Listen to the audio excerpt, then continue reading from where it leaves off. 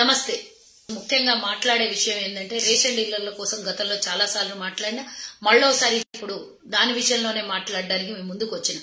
గతంలో 23 కోరికలతో అంటే 23 డిమాండ్లతో వీళ్ళు పెట్టినటువంటిది గతంలో 2018 కన్నా ముందు పెట్టినటువంటి డిమాండ్లలో మేము 20 డిమాండ్లను ఫుల్ఫిల్ చేస్తామన్న ఈ ప్రభుత్వం వచ్చి 5 ఏళ్లు దాటిపోవస్తున్నా కూడా కనీసం ఇంతవరకు ఆ డిమాండ్లను నెరవేర్చలేదు. పైగా నిన్న కాదు మొన్న మనం చూసినాం కేసీఆర్ కి పాలాభిషేకం ఎందుకు చేసినారో కూడా తెలియదు కానీ పాలాభిషేకం అయితే జరిగింది. ఆ పాలాభిషేకంలో భాగం అసలు నిజం ఏంటంటే 90 రూపాయలు వీళ్ళకి కమిషన్ టన్నుకి అనుకుంటాం, టన్నుకి 90 రూపాయల కింటాల్కి 90 రూపాయల కమిషన్ ఇస్తున్నటువంటి ఈ ప్రభుత్వము గతంలో ఎప్పటి నుంచో 90 రూపాయలు 70 రూపాయల నుంచి 90 రూపాయలు అయింది. ఆ 90 రూపాయల నుంచి నిన్న 140 రూపాయలు చేయంగానే పాలాభిషేకం చేయించుకున్నటువంటి కేసీఆర్ వర్గం కొంతమంది ఉంటారు కదా, వాళ్ళు రెడీగా ఉంటారు. పాలతోని బర్రెలతోని రెడీగా ఉంటారు. బిందెల కమానం పాలాభిషేకం చేస్తారు. పాపం అమాయకులైనటువంటి మరోసారి మోసం చేయడానికి తెలంగాణ ప్రజలకు బయలుదేరినటువంటి ఈ ప్రభుత్వానికి నేను 2-3 ప్రశ్నలు మీ ముందు పెడుతున్నా. దానికి స్పందించాల్సినటువంటి అవసరం ప్రభుత్వానికి ఉంది.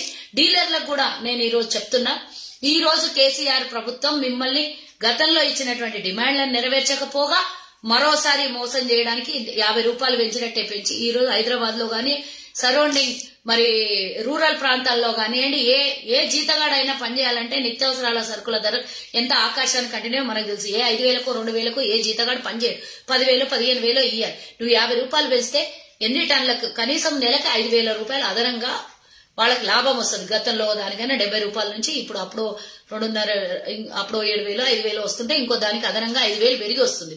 5,000 పెరిగి వస్తే జీతగానికి ఎంత ఇయ్యాలి జీతము? ఈ రోజు ఒక్క మడిగ కిరాయికి తీసుకొని వాళ్ళు పెట్టాలి అనుకుంటే మడిగ కిరాయి ఎంత ఉంటుంది? సంవత్సరానికి 8% 10% పెంచుతాడు. అదెంత అవుతుంది? ఈ రోజు కరెంట్ బిల్లు, మెయింటెనెన్స్, వాళ్ళ కుటుంబము, వాళ్ళ కుటుంబ పోషణ ఎంత భారం పడుతుంది ఒక్కొక్క రేషన్ డీలర్ మీద?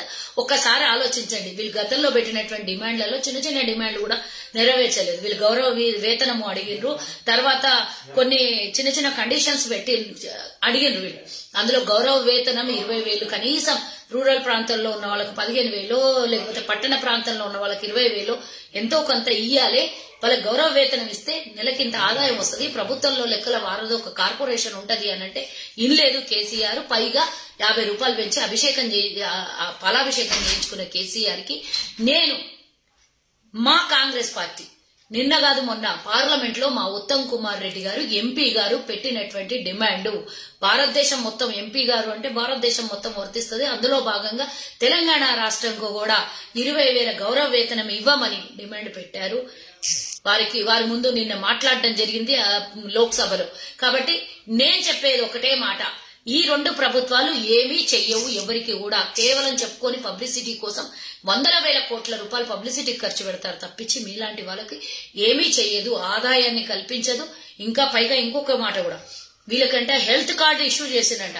అసలు రేషన్ డీలర్లే ఉండేది వైట్ కార్డు మీద.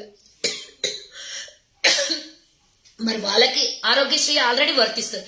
మళ్ళా నువ్వు అదనంగా హెల్త్ కార్డుల ద్వారా ఇచ్చిందేంది? వాళ్ళకి స్పెసిఫిక్ గా మళ్ళా వాళ్ళకి హెల్త్ కార్డులు ఏమేమి ఇచ్చారో ఒక్కసారి వివరిస్తే బాగుంటుందని ముఖ్యమంత్రి గారికి, లేకపోతే శాఖకు సంబంధించిన గంగుల కమలాకర్ గారిని నేను ప్రశ్నిస్తున్నాను.